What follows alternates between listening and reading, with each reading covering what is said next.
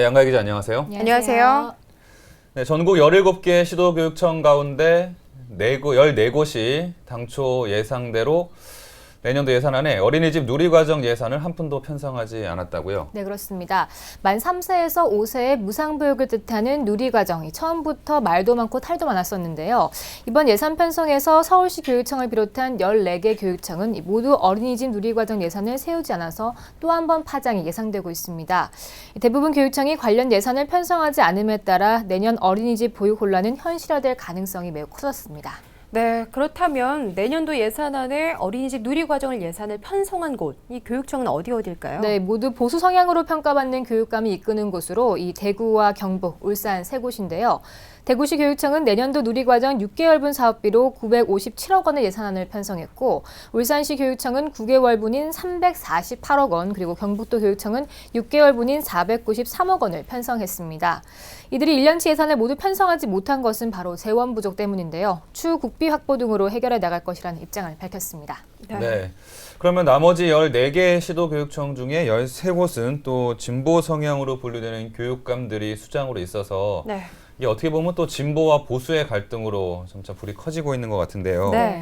뭐 이게 진보와 보수를 떠나서 예산을 편성하지 않은 이유, 뭐 결국 재원 부족 아니겠습니까? 네, 맞습니다. 이 서울시 교육청은 내년도 누리과정 예산 6,332억 원 가운데 이 유치원분만 편성하고 어린이집분인 3,807억 원은 미편성했는데요.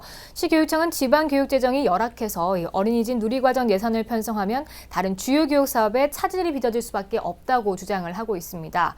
그리고 경기도 교육청 역시 시도교육감 협의 결과 내년 세입 규모로는 어린이집 누리과정 예산 마련이 도저히 불가능하다면서 정부가 법적 문제와 예산 지원 문제를 명확히 하지 않은 상황임을 고려해서 어린이집 누리과정 예산을 미편성하게 됐다고 설명하고 있습니다. 네. 하지만 전국의 모든 시도교육청이 어린이집 예산을 미편성해도 유치원 누리과정 예산은 편성을 했습니다. 네. 이로 인해서 유치원 입학 전쟁이 안 그래도 또 뜨거운데 더 불거질 거라는 우려가 또 있다고요. 네, 그렇습니다. 일부 학부모들은 이미 벌써부터 이 어린이집에 다니는 자녀를 유치원으로 옮기는 것을 고심하고 있는 상황입니다. 네. 이같이 고민하는 학부모가 늘어날수록 이 가뜩이나 좁은 내년도 유치원 입학문은 올해보다 더욱더 좁아질 전망인데요. 반면 어린이집들은 생존권을 위협받고 있다며 이 교육부와 교육청이 더 이상 싸우지 말고 이렇게 대책을 마련하도록 요구하고 있습니다. 네. 네, 지금 이런 상황을 뭐 교육부도 알고 있겠죠. 네. 그럼 최종적으로 교육부의 입장도 좀 알아야 될 것 같아요. 네, 교육부는 이 누리과정을 운영하는 어린이집도 이 교육기관의 지위를 가지는 것인 만큼 당연히 시도교육청 관련 예산을 편성해야 한다는 입장을 고수하고 있는 상황입니다. 이 어린이집 누리과정 예산을 편성하지 않은 14개 시도교육청의 경우 이 지방의회의 예산 심의 과정을 우선 지켜볼 필요가 있다는 것인데요. 만약 지방의회 심의에서도 그대로 통과가 된다면 지방교육재정교부금 시행법에 따라서 다음 연도 교부금 편성 때 미편성 예산액을 빼고 편성하는 수밖에 없다고 강경 대응하고 있습니다. 네. 사실 이 누리과정은 대통령 공약 사업이었죠. 네. 생생한 국가가 내면서 예산은 지자체에 떠미는 형국이라서 시행 초기부터 논란이 됐었습니다. 결국 그런데 이렇게까지 사건이 커졌네요. 네, 무엇보다 안타까운 게 결국 피해는 학부모들과 또 아이들이 보게 되는 거잖아요. 네. 예, 정부와 교육청이 갈등을 좁혀나가려는 노력을 좀 해야 될 것 같습니다. 네. 다음 소식 전해드리겠습니다. 쪽방과 거리로 내몰린 가장들이 죽어서도 가족으로부터 외면당한 채 이름 없는 한 줌의 죄로 납골당이 안치되는 사례가 늘고 있다고 합니다. 서울의 무연고 시신이 증가하고 있다는 안타까운 소식이네요. 네, 이 서울시에 따르면 2010년부터 지난해까지 이 무연고 시신은 총 1,324구에 달합니다. 2010년 223구에서 조금씩 늘어서 지난해에는 299명까지 증가한 것인데요.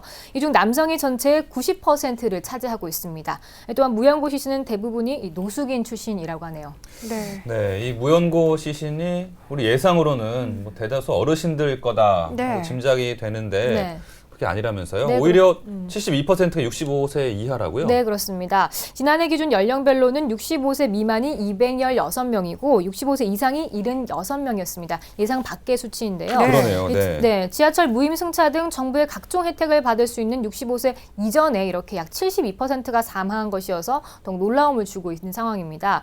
이 무연고 시신은 가족 해체 풍토 속에서 이 경제적 지위까지 이룬 장노년층 남성 가장이 가정과 사회로부터 버림을 받다가 죽은 경우가 대부분인데요. 경제 능력을 상실한 가장들은 주로 쪽방이 많거나 KTX 역사가 있는 중구와 영등포구에 몰린 탓에 이들 지역에 무연고 시신도 많았습니다. 네. 작년에만 299구의 무연고 시신을 처리하는데 약 1억 6천만 원의 비용이 들었다고 합니다. 네, 경제적 능력을 상실한 가장들이 누구에게도 기대지 못한 채 죽음까지 외롭게 맞이한다. 참 쓸쓸한 일이면서 가슴이 먹먹해지네요. 그러네요. 네. 예, 가족 해체를 돌이킬 수 없다면 뭐 미시적으로는 마을 내 이웃 관계 좀 회복하고 네. 또 거시적으로 뭐 사회적 안전망 그리고 확보하려는 노력들이 좀 필요한 시기가 아닌가라는 생각도 듭니다. 네. 자, 마지막 소식 전해드리겠습니다. 이 서울 숲내 3표 레미콘 공장이 지난달 비 오는 날 폐수를 버리다 적발당했다는 사실 저희가 전해드린 적이 있었는데요. 해당 폐수에서 법적 기준을 초과하는 부유물질 그리고 시멘트 성분이 검출됐다고요. 네, 그렇습니다. 이 성동구는 지난달 27일 이 3표 레미콘 서울 공장이 폐수를 무단 방류하는 현장을 적발했습니다. 현장에서 채취한 시료를 서울시 보건환경연구원에 검사 의뢰했는데요. 그 결과 수질 오염을 확인을 했습니다. 네. 이번 검사에서 배출 허용 기준이 초과된 항목으로는 이 부유물질로 기준치는 1리터당 120mg이지만 원폐수에선 158mg이 검출이 됐고요. 이 사업장 외부 하수구 맨홀 내에서 채취한 폐수에서는 506mg의 부유물질이 검출돼서 기준치의 4배를 초과했습니다. 또한 폐수 성분 검사 결과 시멘트 구성 요소인 칼슘과 규소 등이 검출이 돼서 폐수에 시멘트도 섞어버린 것 아니냐는 것으로 추측이 되고 있는데요. 공장의 폐수 무단 방류 사실이 알려지자 이 성동 구민들은 지난 5일에 약 800여 명이 모여서 공장 정문 앞에서 이 공장 이전 등을 요구하기도 했습니다. 네. 네, 그러나 3표 레미콘 측은 아직 공식적으로 검사 결과를 통보받지 못했다 이렇게 입장을 내놓고 있습니다. 네. 과실이 확인되면 책임을 피하기는 어려울 것 같습니다. 네, 결국에는 안일한 불찰에서 비롯됐다고 생각이 드는데요. 이 3표 레미콘 측은 확인된 사실에 걸맞게 또 명확한 책임을 좀 져야겠습니다. 지금까지 수도권 이슈 브리핑 양가희 기자와 함께했습니다. 양가희 기자 고맙습니다. 고맙습니다.